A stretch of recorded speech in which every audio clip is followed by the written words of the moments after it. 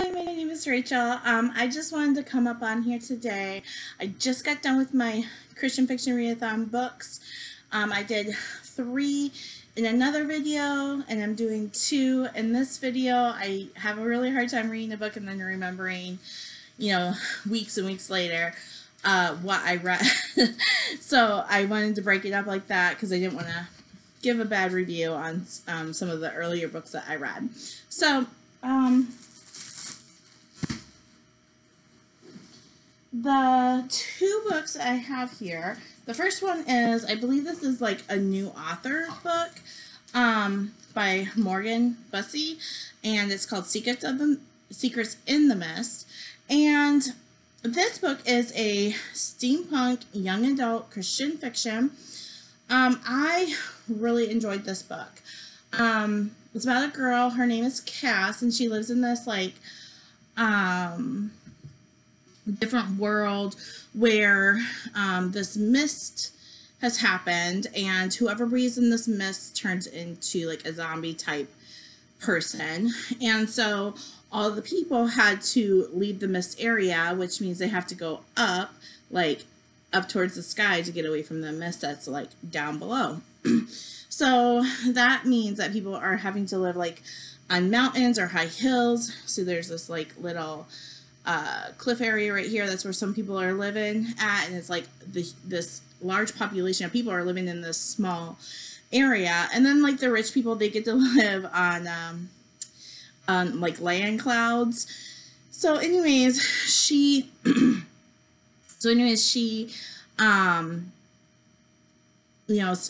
staying away from the mist, and she ends up joining a team of antique hunters, and they ride in like this balloon here, this ship balloon, and they will dive into the mist to find artifacts that people have left there from years and years ago. And then they retrieve these artifacts. It might be a family picture, a family heirloom, things along those lines. And so anyways, she runs into this rich person who's going to pay them a lot of money in order to retrieve an artifact. And so yeah, I'm just going to leave it at that. But the story is really interesting. I really like the story. I love the world. Is really different. Interesting world. I love the steampunk attributes of it. I love the Christian aspects of this book. It's so interesting when they put like Jesus or God in a book in a different world, and like how he would still act within that different world setting. It's just interesting to me. So the only thing I would say I wasn't a huge fan of is it's a young adult fiction, and so for me it's kind of a little bit it's a little immature, but beyond that I would give this 4 stars. I really enjoyed it. I look forward to reading some more of her books, and I really look forward to the second book in the series coming out. The next book that I picked, and I believe that this was the suspense one, is Submerged by Danny Petrie, I believe. Danny Petrie, yeah. So, I just finished this morning. That's why I'm like 3 days late behind. It was supposed to end up May, so I'm 3 days behind, but I finished it. So, so this book is about a girl who, she lived in this small town in Alaska. She had a nickname, and her nickname was Easy Lay Bay, because she got around with the boys there in town. Well, she moved out of that town to get away basically from the way people thought of her and that small town like mentality like that. And she got away, and she became a Christian, and then her aunt who lived in that town died, and so she came back for the funeral and to get her aunt's things in order. while she was there, there's like this mystery going on, and there's this boy that she had had a relationship with, who she actually cheated on with another boy. It basically caused the relationship to end because she slept with another guy. And so during this mystery, and this mystery involves her aunt, during this mystery, she's helping out with the mystery, and he's there helping because he is the dive team that goes and retrieves some of the bodies that were murdered. So yeah, this book, it was really, really hard for me to finish this book, which I'm so sad to say, because there's so many people who said to me, like, oh, you're really gonna like this book, it's really great. It was really hard for me to get through. Like, I almost didn't want to finish it. Yeah, I got like halfway through and I was like, oh, I don't want to like continue to read this book, but I pushed through. I'm glad I finished it, but it definitely was not my favorite book. I think it wasn't my favorite book just because I'm not a mystery fan. Like, it's just too much like information, I guess, and you gotta pay attention and listen to all the little bits of like clues that they're giving you, and it just wasn't my cup of tea. So I did finish it though. It was a decent book.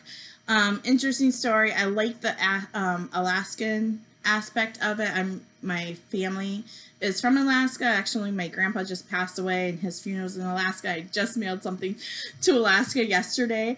So that's just interesting that I'm reading a book about Alaska while I'm doing that. But beyond that, not my favorite. So anyways, these 2 books for the Christian Fiction Readathon, got those done. I'm so excited about that. And I just want to say thank you so much to, Paperbacks and Ponytails, for putting that on. I had a lot of fun. I've never done one before, and it was my first one, and it gave me a challenge, like, to read these 5 books for the month. And like I said, like, I wasn't gonna, if I would have just read this on my own, I wouldn't have finished it. But because it was for the challenge, I wanted to push through, I wanted to finish it. So at least I had, could give my review and my thoughts on it. Okay, so the other books I have here, I've been going crazy buying books. So this story right here is The School for Good Mothers. This is not a Christian book, and I don't know how much I'm going to like it because I just started listening to it a few chapters in, and it's very, like, racially, like, I think this girl is Asian American or something, and so she keeps on bringing that up. But basically she's and it's by Jasmine Shane. Okay, so she basically does something, I think she like leaves her daughter at home for too long, and she's crying, the neighbors call, and so she gets charged by CPS. She's split with her ex-husband, and so the ex-husband's now taking care of the kid, but she has to go to the school now to learn how to become a good mom. So yeah, I'm interested. It's kind of, to me, I heard it's kind of like The Handmaid's Tale, and I like that dystopian, weird society type book, so I'm going to check it out, see if I enjoy it, but that's what I'm reading right now. Let's see here. I'm also reading this one, Manga Messiah. I love this. I think it's so cool. Very interesting. It's about Jesus from birth to death. I think it's wonderful that they can put Jesus in any culture, any aspect, and his story is still meaningful, no matter where or when. Okay, the next book I have is Bible Lands, and this book is, I love archaeology, and this book right here just goes through the story of the Bible from Adam and Eve. I don't know how far it goes until Jesus, maybe? Yeah, it looks like it. Yeah, till Jesus. For the whole Bible, and it just talks about like the lands, where they were at, where different things happened in the Bible. I got this at Ollie's for $2. So yeah, really cool pictures in here, and very interesting. I love this kind of stuff. So I'm going through that book. Okay, so I just had to go to my kids' last day of school picnic thing, so now I'm back finishing my videos. Okay, so let's see here. What book should I pull out next? So many books. So I'm working on The Hunger Games, the first one. I've never read this. I really like the movies. But I never read the books. So I figured might as well read them because it's very dystopian-like, and I'm about halfway through. I'm really liking it. It's really good. No wonder it got so big. So yeah, really liking The Hunger Games. What other books am I reading? Okay, so this book right here is called The Connected Child, and I read an adoption book, just got done with that a few weeks ago, and I did not like it.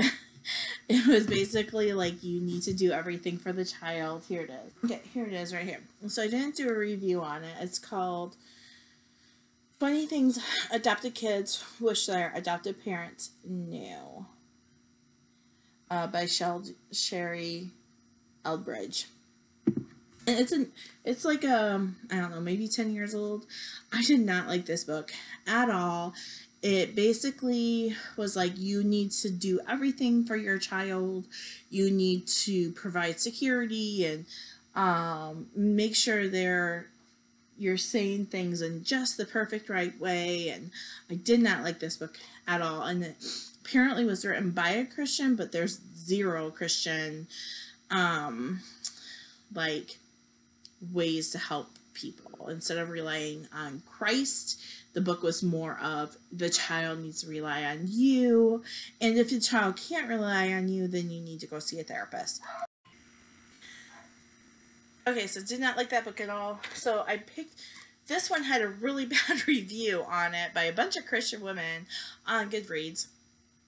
So one of the reviews, like, she really tore this book apart, and I thought she was spot on, but she recommended this book instead of that book. So it's called The Connected Child, and I actually just had it here at the house, and I was like, oh, I have that one. Let me start reading it and see how it goes. So apparently it's supposed to have Christian values. I don't know. I haven't read it. I picked this up at a it's like an adoption / foster care training, and I picked this up there. So yeah, we'll see how that goes and if it helps at all. By the way, I have, for adoption, I have 2 adopted daughters. One is 14 years old and the other is 5. They are half sisters. And then I have 2 of my own kids who are birth kids, I guess I should say, who are 11 and a boy who's 7. So I have 3 girls and 1 boy. So we'll see how that book goes. The other book I just started is called Even If, a study of Habakkuk, and this is from the company, the Daily Grace Company, which I just found out. So I was like, you know what, I need to get on a Bible reading plan. Like, I'm not doing too well in that area, so I wanted to do something that I didn't really know much about. So the book of Habakkuk, I don't even think I've ever read through it before. I mean, I'm sure I had in my reading plans, but I never like studied it and looked into it. So I picked this up. It's got beautiful pictures and just like a day worth of study. Is like they say, tell you to read the book Habakkuk, which is like only 3 chapters long, and then answer these 4 questions, and that's a day worth of study. The next day, they're like, read the book of Habakkuk again, read this page, and then answer these 3 questions.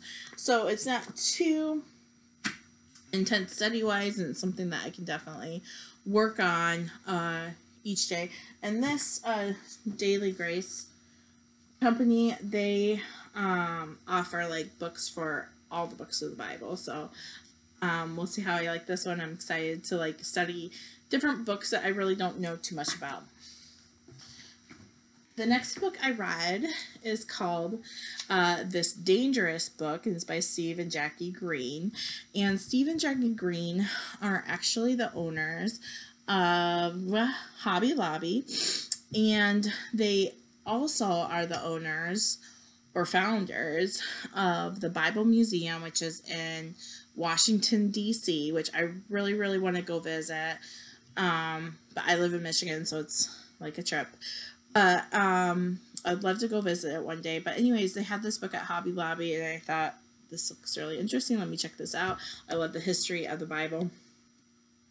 So this book, it has a few pictures in it of like ancient manuscripts and scrolls and books from Bibles from a long time ago.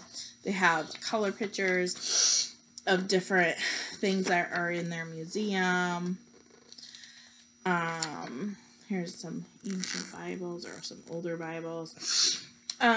So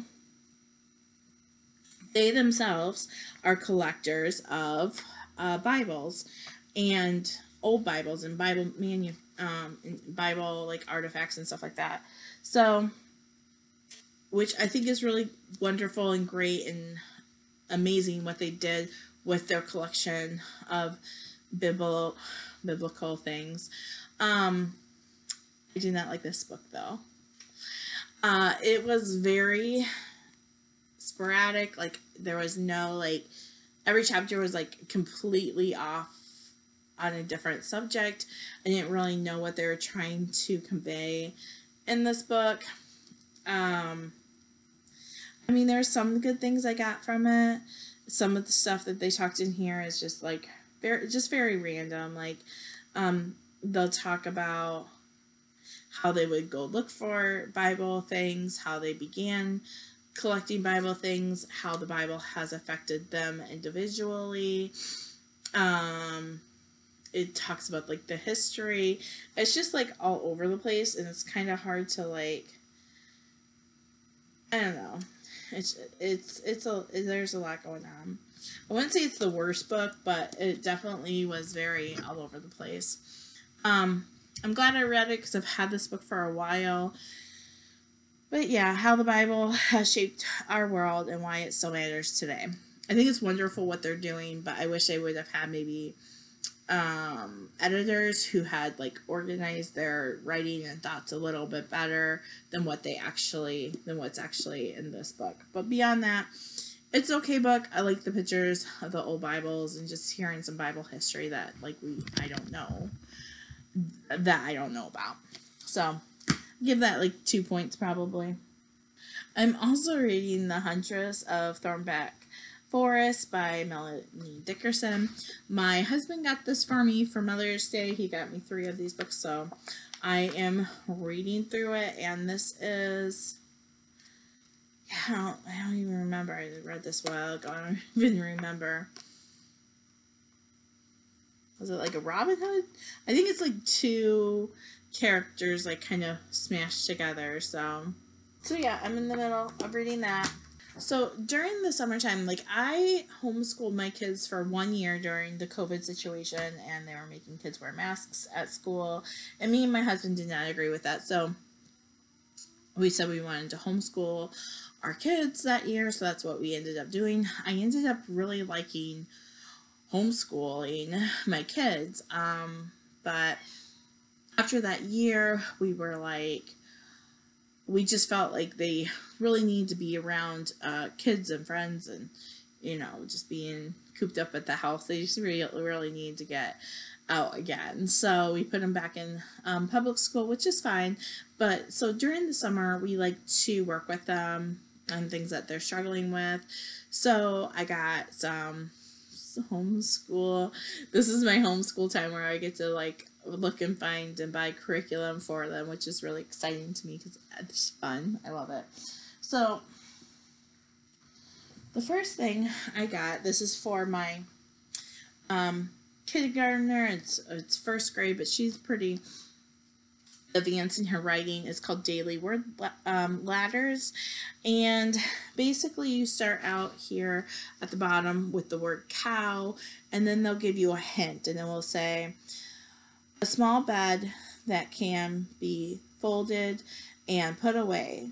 Change the last letter. So you take cow, you change the last letter to the hint that they give you, which is caught, and they keep on giving you clues of the word ladder. So you're changing the word by whatever clues they're giving you. So this is for my my kindergartner, who's going to be first grade next year. Wow, I can't talk. So yeah, I think that's going to be really useful for her. This is for my first grader / next year second grader. He's a struggling reader, so I got him something a little bit easier, but different than my kindergarten daughter, because if my first grader knew that the kindergartner read better than him, he would be, all upset. So we got him something different, so they won't be able to see it that much. But it's Explode the Code, and it's the first one, number 1. And so basically they have an F, and they say circle the picture that starts with an F. So you have the pen, a 4, and a hat. So we'd circle the 4. And they just have really simple things in here to help them to read. So then they have, I don't know if it's going to come backwards or not, but so they have the word hat. They're supposed to copy the word hat, and then they're supposed to circle which one is a hat. So it's just really simple, bite-sized pieces for him to help him catch up to where he needs to be reading-wise. Okay. Then for my little kids, for my son, I thought that it would be cool to get him started on like a book series that he's interested in. So I got him High Fly Guy by Ted Arnold. And this is a story about a boy who has a pet fly. So really cute book, but there's a bunch of them. And I figure what we could do is they have chapters in this book and not many words on each page. One thing I learned from a while ago when I was working with my daughter with her reading, what you do is you read like this page to them, the whole page, and then they go behind you and they just read the whole page to you. And when you start to do the same thing over and over and over again, so we're going to read this page like eventually like 5 times, they actually start seeing the words and acknowledging and knowing the words, and then they are having to memorize the words for like whatever, a minute it takes them to read through this. But that's like short-term memory, and then eventually they start to learn that word for longer. So it really, really helped my daughter to read. I'd read a paragraph or so to her, or a sentence, and she'd read that same sentence to me. And then we keep on reading that same book a few amount of times, like 5 times, whatever, so that she's starting to remember words and what they look like and that kind of thing. So that's what I'm going to do with my son. And once we get through this book 5 times, I'll buy him the next book in the series to like help encourage him to read. Then I'm going to do the same thing with my kindergartner, my daughter. So it's called Lila and the Bots. And this is a little bit thicker than what my son's book is, but the sentences are basically about the same, like 1 sentence per page. And we will go chapter by chapter and read a chapter 5 times, and then, you know, we'll go to the next chapter and read that 5 times, so that they're like building memory skills while they're reading. And I just thought this looked really cute.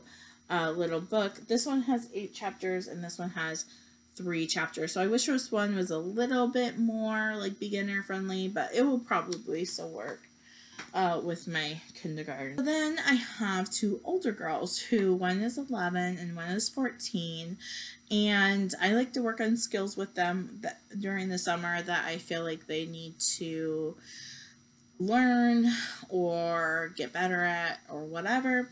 So what we decided to work on was money, since my 14-year-old probably next year will be getting some kind of like little job next year. So this is called Money Matters Teen Workbook, and that's for ages 11 through 14.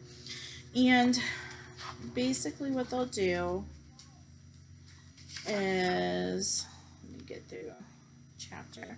So chapter 1, basic money, like what money is, and they answer questions here, like, so they can see like how much money they make for the year. So it's like, if we receive allowance weekly, multiply that by 52. So they put the amount of money that they make for allowance, and then odd jobs, if they get paid for any odd jobs, they put the total there, and then gifts.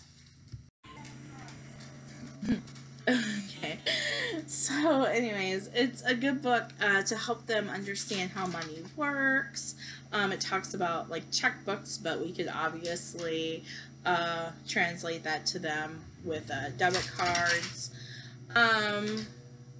And then what else? Checkbooks and loans and credit cards and that kind of savings and giving. This is about like giving money too. So spending, savings, and giving, all that kind of stuff. So I'm excited about that. Like I wanted 2 of like these. That's not what I got. I just got like, this is like I don't know, like the main book or whatever it's called, but it does not match with this book, but it's got a few different other ideas. So I figured maybe if they get through this book, then maybe we'll start working on this book. But yeah, that's just an extra that was accidentally bought. Okay, the next thing I have is my daughter is going to be going to high school next year, and we told her, okay, you can start having a phone once you get to high school. So before you get to school, before you get that phone though, you have to learn like the dangers and all that of having a phone, and like the things that we expect you to stay away from and that kind of thing. So we got this book. It's called The Teen's Guide to Social Media and Mobile Devices, 21 Tips to Wise Posting in an Insecure World by Jonathan McKee. And so this is a book that I'm going to have her read through, you know, each day or whatever she can do. Let's see how long a chapter is. So the chapter's like maybe 5 pages, and then there's questions here at the end for her to go through. And it's a Christian book, and it basically just works on like it works on like the heart of like your kid, and not just giving them a set of rules of like, don't do this and don't do that, and it's like, but it's like why you shouldn't do this or why you shouldn't do that, and just helping kids to like understand why phones are dangerous. Know the app before you snap, exploring the intricacies of Snapchat. Yeah, she's not getting Snapchat. So just stuff like that. So maybe she knows like and understands things. Instead of like, you know, we'll tell her like, you can't have this, you can't have this, you can't have this. Instead of feeling like that, you know, so she'll understand why a little bit more. So yeah, I'm excited for this book for her. I think it's going to be really helpful. And, you know, like getting her to read this book, all we have to say is like, you need to be educated to have a phone that has so much power in it. And in order to have this phone, if you got to get through this book. If you don't, you're not going to get a phone. Very simple. The next book I got is Cold Case Christianity for Kids by J. Warner Wallace. I love this guy. He's such a great evangelist. So this book I've got for my Sunday school class that I'm going to be teaching this summer, and it's more for like middle grade age kids, but basically they go through, they are in an academy, a police academy, learning how to be police. And while they're in this police academy, they are learning like the skills of how to know how to decipher things. And so they use the example of like the skateboard being left in the shed, and how do you know who left that skateboard in the shed? Well, then they transfer from there to how do we know that Jesus was real, and what detective skills can we use in order to know that Jesus was real. Good. Oh. So they use detective skills to basically find out whether Jesus and God is real. I love his stuff. The book is full of little illustrations on almost every page. So, and then at the end here, they have some worksheets. They also have, like, this is chapter 3, this is chapter 4 worksheet. They also have a website that you can go to and print even more worksheets off for your class, and like a little video that he does for each chapter. So I'm really excited to get going on this. I think my kids and my class will really like it. I know I will. The last thing they have here for my kids for like summer school, that's what we call it. It's just like some work for them to do to keep up on their school, but I don't sit there and overload them. I probably have like 3 workbooks for them to do, and I'll be like, oh, do, 1 or 2 workbooks in the morning, do 1 or 2 workbooks in the afternoon, and that's what we do, so that they don't get bored or like lose any, like the summer slump learning issue.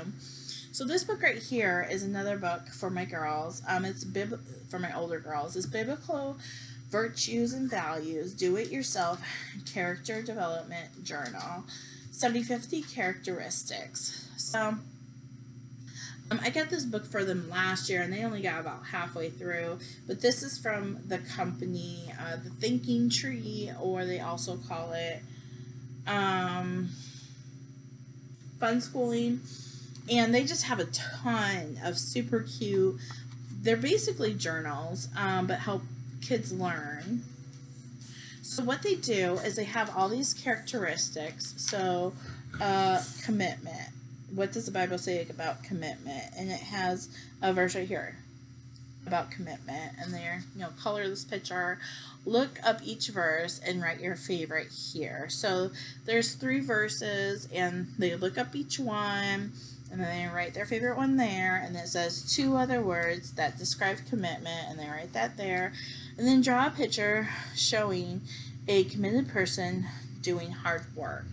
And so they draw a little picture there, and then every day it's the same thing, but a different virtue or value. Graciousness, bitterness, so it's good and bad virtues, but they're looking up here, the verse, and they're looking verses up here, and I just think it's wonderful. Like, it's a really easy way for them to learn good and bad characteristics, and what does the Bible say about those good and bad characteristics. So they both each have one of these, and I really think Fun Schooling, Thinking Tree books are so much fun. I wish I had this stuff when I was a kid. And that's all the books that I have for my summer school, fun school. I call it like mom school sometimes. But they actually really enjoy it. They might complain here and there, but they actually do get a lot out of it. The other thing I wanted to show is I just got too many books at the library just recently. But yeah, I was just looking at the Christian fiction section. Not that I need any more books to read, but just putting them on my list. So I just got this book right here, which is Ted Dekker Black, The Birth of Evil. And so the Circle Trilogy, book 1. So this is a graphic novel, and it's about a guy basically on this earth, like normal life, and then he gets somehow he ends up in a land that's like a completely different world, where you can actually see like physical representations of like good and evil. So that's what this graphic novel is about. This is the novel of this book, Black, okay, which is really weird that the book is green. But yeah, so this is that book, and I figured like, oh, I might as well read it since I got a really good grasp on what this book is about, because I see this book everywhere, right? I got a really good grasp on what it's about because I was able to read the graphic novel, which is super small and easy to read. So now I can read this and get more of a, you know, in-depth information on it. Then he has all the books in the series, so he has green, or black, red, white, and green. I guess, I don't know what order those go in. This is it. So this is Ted Dekker also. The 49th Mystic. And this is the one with Rachel. So this is different series, but same world. This guy right here, I don't know what his name is. I forget it. Is it Dan or something like that? Thomas. So Thomas goes to this other world, and nobody really believes that he goes to this other world. Everyone's like, that's impossible. And then in this book, Rachel, who I think she's a younger girl, she goes to this world in her dreams, and she's like, this world seems more real. These are Christian fiction books, so I think the other world is like maybe trying to relay like heaven or something along those lines. But yeah, I'm excited to read both these books. They're different series. They're different book series, but it's the same world that Ted Dekker is building. So this one is the Circle series, and this one is Beyond the Circle series. All right. Then this one is Ted Dekker, and this is called Outlaw, and I'm not really sure. I think this is like different timelines. So there's a timeline in 1963.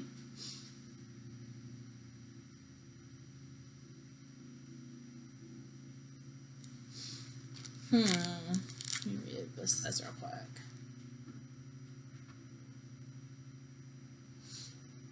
Okay, so this guy goes to this savage tribe, and that's unknown in the world. Some places dwell in darkness so deep that even God seems to stay away. So yeah, this seems really interesting. I'm really excited to read this book, Outlaw, by him. I don't know if you're telling, but I'm becoming a big Ted Dekker fan. Yeah, I just really like his stuff. It's really interesting.